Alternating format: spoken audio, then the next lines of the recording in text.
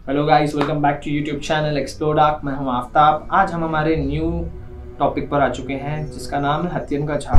ये गोलकोंडा के अंदर है एंड ऑल ओवर इंडिया में सिर्फ और सिर्फ ये एक ही झाड़ है। याद रखें आप, सबसे यूनिक है ये पूरे इंडिया में, क्योंकि ये 600 ईयर्स पुराना झाड़ है और ये मडागास्कर की ब्रीड है। वहाँ पर ही ये ज़्यादातर पाए जाते हैं। 15,000 ऑल ओवर वर्ल्ड में ये ट्रीज है, ये ब्रांड ये ब्रीड के।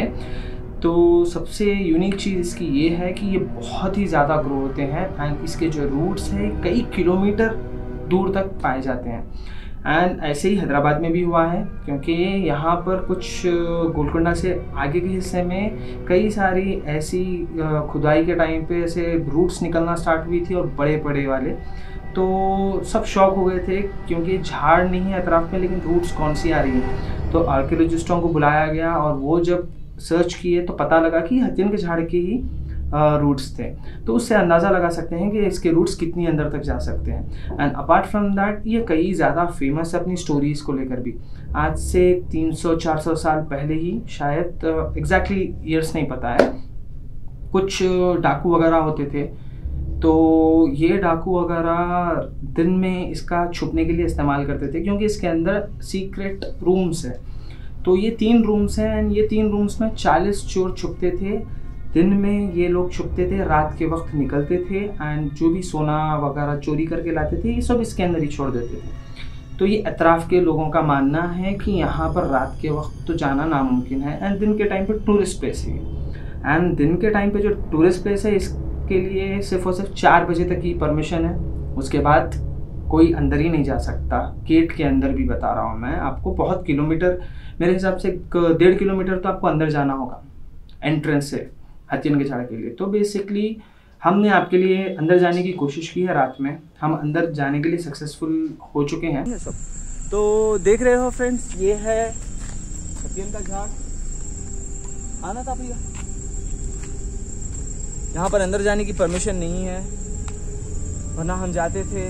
आर्कियोलॉजिस्ट से रात के टाइम पे परमिशन लेना पड़ता है। अभी तो हमारे पास कुछ परमिशन नहीं है, फिर भी हम ये टाइम पर आए। बहुत बड़ी बात है। यहाँ पर सिक्योरिटी वाले किसी को जाने ही नहीं देते, बहुत टाइट है।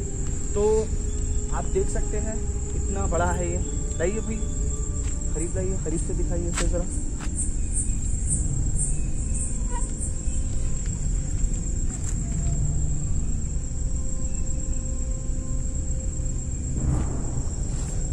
ऊपर बताइए पूरा। ओहो हो,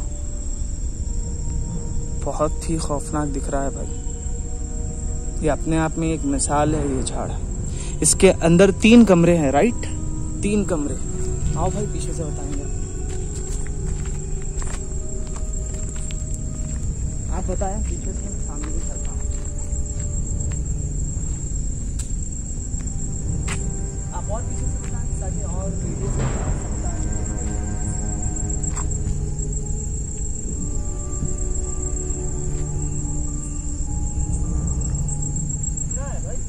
हाँ, बट आप नहीं दिख रहे उतना। तो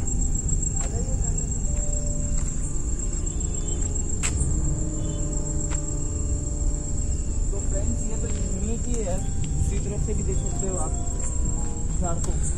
और हाँ, ये मस्जिद के बारे में हम बताते हैं भाई। दीजिए टॉर्च। ये मस्जिद दिख रही है आपको? ये मस्जिद कई सालों से बंद है।